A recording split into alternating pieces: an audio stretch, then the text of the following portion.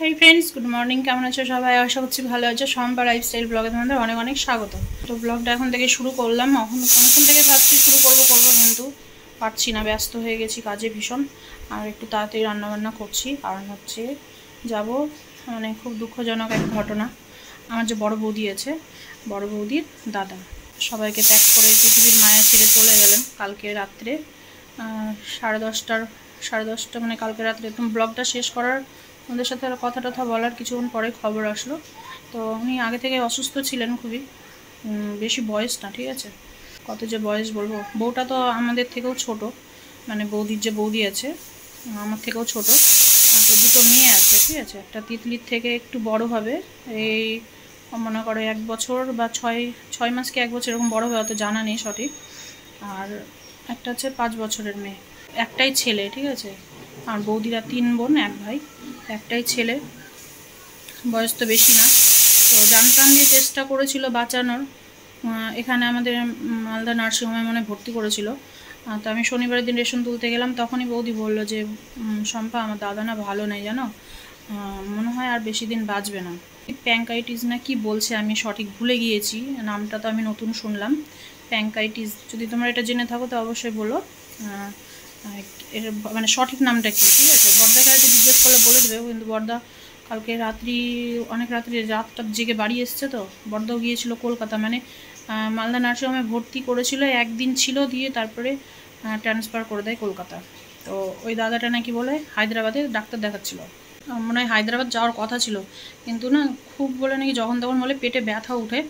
তো বলে এত পেট ব্যথা করছিল, মানে পেট ব্যথা হয় ওষুধ খাই কমে যায়, এমনি ওই হায়দ্রাবাদের ওষুধ খেয়ে তারপরে মনে হয় ভীষণ পেট ব্যথা করছিল, হয়তো বাড়ি থেকেও রাখতে পারছিল না, লাস্টে নার্সিংহোমে ভর্তি করে, নার্সিংহোম থেকে এমার্জেন্সি ট্রান্সফার করে দেয় কলকাতায়। তো কলকাতাতে মনে হয় ভেন্টিলেশনে কি বলছে ওইখানে রেখেছিল। রাখার 2 দিন পরে কালকে রাত্রে মানে মায়া ত্যাগ করে চলে গেলেন। তো যাই, খুব কষ্ট লাগছে বৌদিটার জন্য, মানে ওই দাদার বউ আর হচ্ছে তার 2টো বাচ্চা। বাবা মাও বয়স হয়েছে, একটাই ছেলে ছিল, ঠিক আছে। টাকা পয়সার অভাব ছিল না, ওরা জান প্রাণ দিয়ে বলেছিল যত টাকা লাগবে আমরা দিতে রাজি, শুধু আমাদের ছেলেটা যেন সুস্থ হয়। যতদিন দানা ততদিনই তো বলো। খুব খারাপ লাগছে আমার, খুবই খারাপ লাগছে। তো বিশেষ করে বৌদিটার জন্য। তো যাই হোক, কালকে মনে হয় বৌদি বাবার বাড়ি গিয়েছিল, বাবার বাড়ি থেকে বাড়ি এসেছিলো হয়তো। ওরাও মানে ভাবতেও পারেনি যে এরকম আর ফিরবে না দাদা।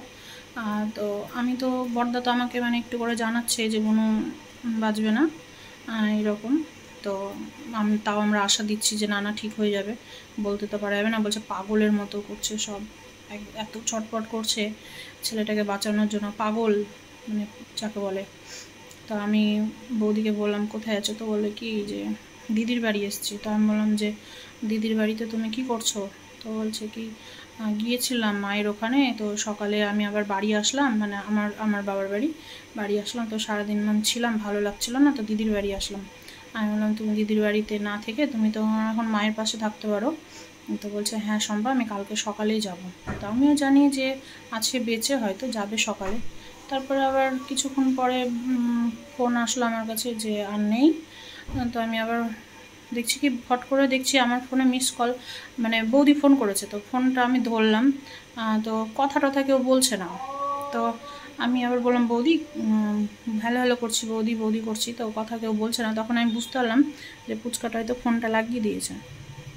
তো আমার উচিত হলো যে বৌদিকে বলা যে তুমি তোমার মায়ের কাছে যাও, ঠিক আছে। তো আমার এটা মনে হলো একটু, জানি না কেন, কারণ ওখানে তো ওর মাকেও তো সামলানোর কেউ নেই, ওর বৌদি আছে, মা আছে বাড়িতে, বৌদিটা মানে সেন্সলেস হয়ে যাচ্ছে বারবার। তো যতই যা হোক এখন তো পাশে থাকা দরকার কিনা। তো বৌদিকে আমি বললাম, তো বৌদি কাঁদছে খুবই। না, ফোনটা আমি আবার কেটে দিলাম, আমি জানি ফুচকাটা লাগিয়ে দিয়েছে। বৌদিকে তো আমি আর ডাইরেক্ট বলতে পারছি না যে বৌদি তোমার দাদা নেই।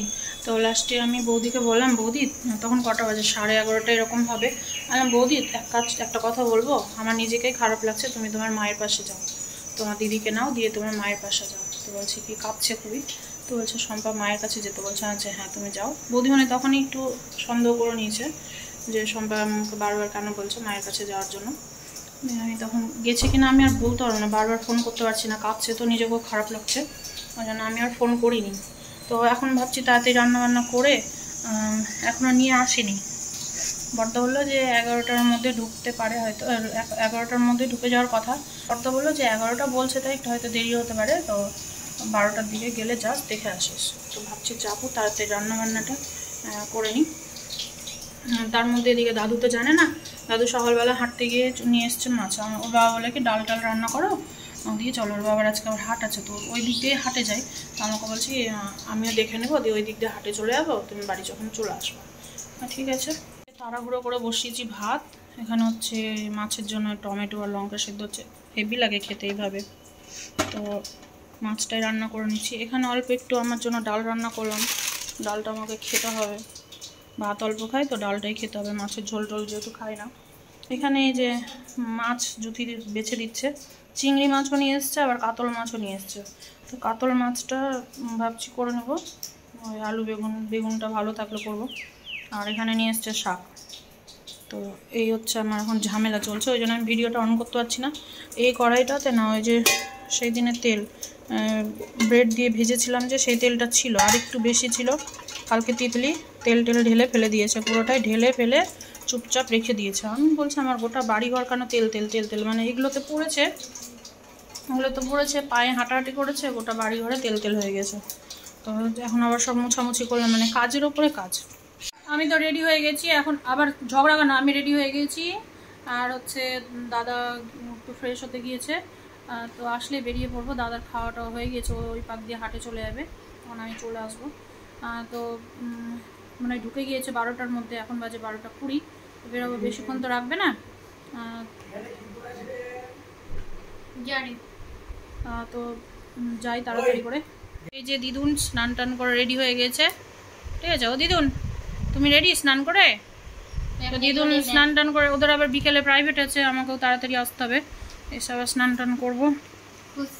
আজকে সকালে ওদের পড়া ছিল না, তো বিকেলে পড়াবে, বৃহস্পতিবার বিকেলেই বেশি পড়াই।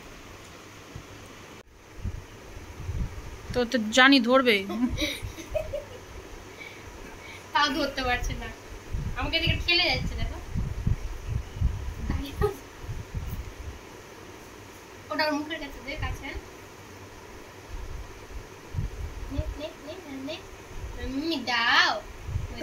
দাও আমাকে। আমি এখন বৌদির বাবার বাড়ি থেকে বেরিয়ে গেলাম, কারণ হচ্ছে দাদাটাকে দেখতে পাইনি, আর বেশিক্ষণ দাঁড়াতেও পারছি না, পাগলের মতো সব কান্নাকাটি করছে, যেগুলো চোখে দেখা যাচ্ছে না। তো যাই হোক ছিলাম কিছুক্ষণ, তো মাটা সবাই বেরিয়ে পড়লো, ওই জন্য আমিও বেরিয়ে গেলাম। কি বলতো, আমরা গিয়ে পৌঁছানোর 1-2 মিনিট আগে দাদাটাকে নিয়ে চলে গেছে, মানে বেশিক্ষণ রাখতে পারিনি ফ্যামিলির সামনে, মানে যতই রাখবে পাগলের মতো করবে ওরা, ওই জন্য পরিস্থিতি খারাপ দেখে ওখান থেকে নিয়ে বেরিয়ে পড়েছে ওরাও তাড়াতাড়ি, ওই জন্য আমাদের ভাগ্যে আর হলো না। তো একটাই কথা বলবো যে দাদার আত্মার শান্তি কামনা করি, দাদা যেখানেই থাকুক ভালো থাকুক। তো যাই হোক খুব খারাপ লাগছে, সবাই পাগলের মতো ছটফট করছে।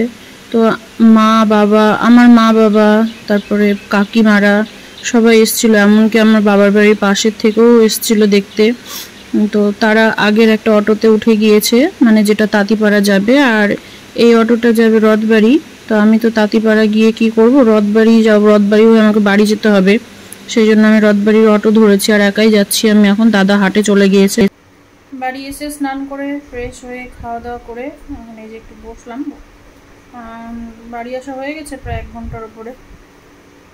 এত গরম ছিল যে মানে কি বলবো, শরীর অসুস্থ হয়ে যাচ্ছে একদম, এত গরম ছিল, মনে হচ্ছে কোনো রকমে বাড়ি আসতে পারলে বাঁচবো। দাদা তো ওই পাক দিয়ে হাঁটে চলে গিয়েছিল মা, বড় কাকিমা, ছোট কাকিমা, তারপরে আমার বাবার বাড়ির পাশের এক বড় মা গেছিলো, এক বৌদি গেছিলো, তো অনেকজনই গিয়েছে। আর হচ্ছে তো যাই হোক, মেয়ে দুটাকে দেখে খুব কষ্ট হচ্ছে। মেয়ে দুটোকে দেখো, বৌদিরা 3 বোনকে দেখেই খুব কষ্ট লাগছে, কারণ ওদের একমাত্র দাদা ছিল, মানে মানে বৌদির দাদা ছিল, আমার বৌদির দাদা, আর দিদিগুলোর ভাই ছিল না দাদা ছিল, বুঝতে পারলাম না, জানি না আমি সঠিক অত, মানে ওই দিদিগুলো তো বড় অনেক, তো এখন দাদাটা ওই দিদিদের ছোট ছিল না বড় ছিল জানি না। তো যাই হোক, মাইমা তো একদম মানে কি বলবো, মানে হাত পা শুধু মাটিতে আছড়াচ্ছে। খুব অল্প বয়সে দাদাটা মারা গেল, এটা একটা বেশি মন খারাপ করছে। আর মানে শরীরে মানে মানে শরীরের ভেতর পুরো শেষ হয়ে গেছিলো, ঠিক আছে। তো খুব চেষ্টা করেছিল, অবস্থা খারাপ না, অবস্থা খুব ভালো ওদের।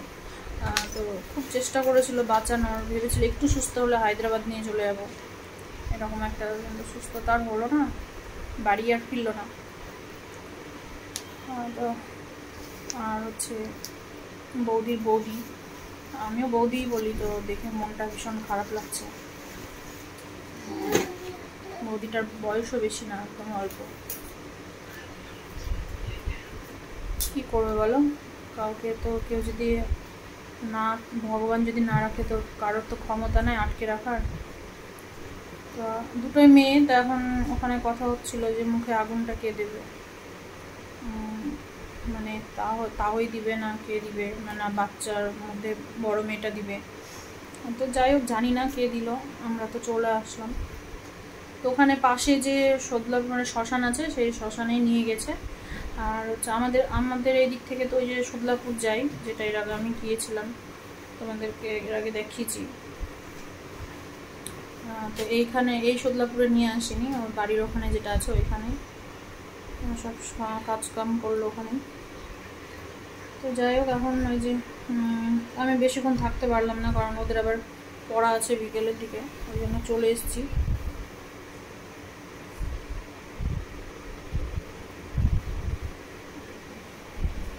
রাখিনি আমি, না গিয়ে দেখতে পাইনি, মনটা আরও খারাপ হয়ে গেল। হ্যাঁ, ওখানে পাশেই যে শ্মশান ছিল ওখানে গেলে দেখা যেত, ওর বাবা বললো যাবে নাকি। তো আমি বললাম আমাকে দুজনকে বারণ আছে না শ্মশানের দিকে যাওয়া। তো বলছে হ্যাঁ তাও তো ঠিক, ওই জন্য আর গেলাম না, বাড়ির পাশেই ছিল, গিয়ে দেখলে দেখতে পেতাম মুখটা, কিন্তু দেখতে পেলাম না, আর বারণ আছে তো ওই জন্য আর গেলাম না, যেটা বারণ করে ওটা তো শোনা উচিত। আর হচ্ছে আমরা গিয়ে দাঁড়িয়েছি, আর তার মানে কয়েক মিনিট আগেই নিয়ে চলে গেছে, গিয়ে দেখতে পাইনি আমি।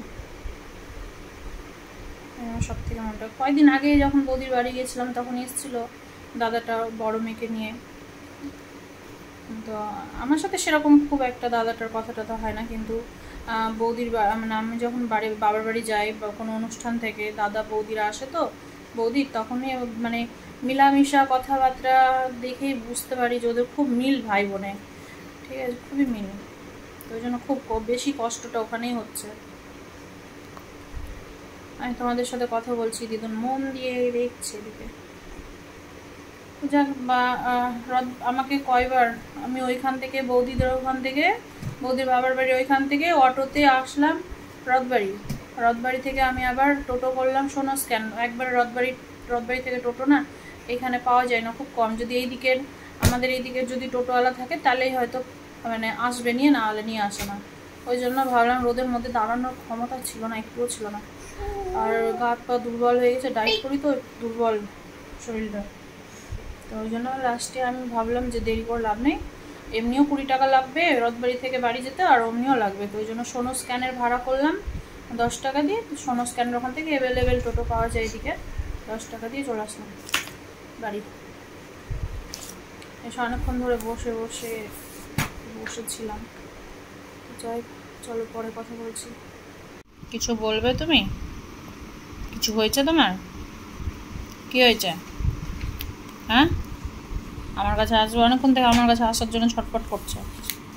সকাল থেকে করলে তো একটু নিতেই পাইনি, রান্না বান্না করি তো শরীর ঘেমে থাকে, ওই জন্য ফট করে নিতে পারি না, স্নান টান করে তারপরেই ধরি।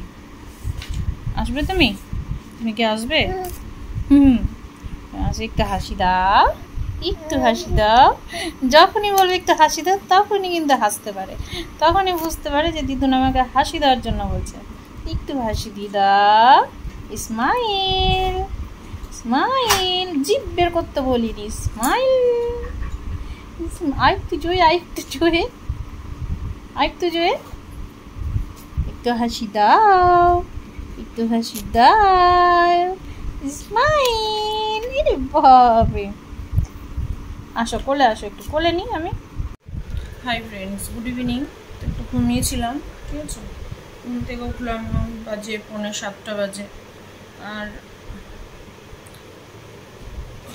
মেয়েরা এখনই পড়তে গেল, মানে 6:30টার দিকে গেল পড়তে।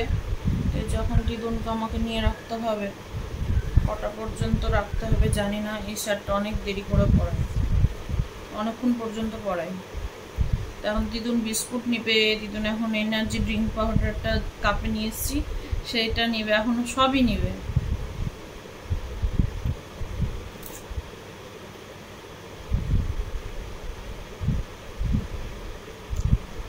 এখন এরকম ধরে নিয়ে বসে থাকতে হবে।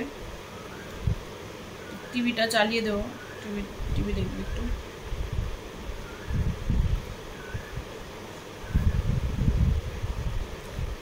খাচ্ছি তো দেখছে, দেখো বিস্কুট দিয়ে দিয়েছে। তুমি খাবে, তুমি খাবে, তাকি বয় হয়ে যাও। ঘরের লাইটটাই অফ করে দিয়েছি। গরম, এত গরম, এত গরম যে কি বলবো। বাচ্চাটা থাকে না এত গরমে। আর তিতলি আর যদি পড়তে গিয়েছিল, তা আমি বললাম যে দোলনাটা এখানে দিয়ে যা, পুচকিটাকে ঘুম দিব দোলনায়, দোলনা ছাড়া ঘুম দেওয়া যাবে না। তো দোলনাটা এখানে ছিল নিচে রাখা, ও দোলনাতে যাওয়ার জন্য কি যে মানে উৎপাত লাগিয়েছিল, লাস্টে দোলনায় দিতেই ঘুমিয়ে গেল। তো দিদুনের জামা টামা খুলে দিয়েছি, এত গরম, এখন ঘুমাচ্ছে। আর আমি এখানে এখন মুভি লাগালাম, ঠিক আছে। মুভিটা না আমি দেখিনি, গানগুলোই শুনি। আকেলে হাম আকেলে তুম দেখার ভীষণ ইচ্ছে, তো দেখা হয় না, দেখবো করে। ওই জন্য এখন ভাবলাম যে একা একা বসে আছি, ভালো লাগছে না। মেয়েরাও নেই, পড়তে চলে গিয়েছে। সকালের দিকে পড়তে গেলে কি হয়, আমি তো কাজ কাম করি, ও প্রবলেম হয় না, টাইমটা কেটে যায়। দিদুনও ঘুমিয়ে গেছে, ওই জন্য ভাবলাম যে চলো মুভিটাই দেখি। তো মুভিটা এখন দিলাম। রুটি ভাজতে আছে, ওরা না আসলে রুটিও ভাজতে পারছি না। তো ওরা আসুক, তখন রুটি ভাজবো। 8:30 বেজে পার হলো। দাদুকে খাওয়ার দেওয়া হয়ে গিয়েছে। দাদু তো রুটি খায় না, ভাত খাচ্ছে। ভাতটা দুপুরেই করে নিই একটু বেশি করে।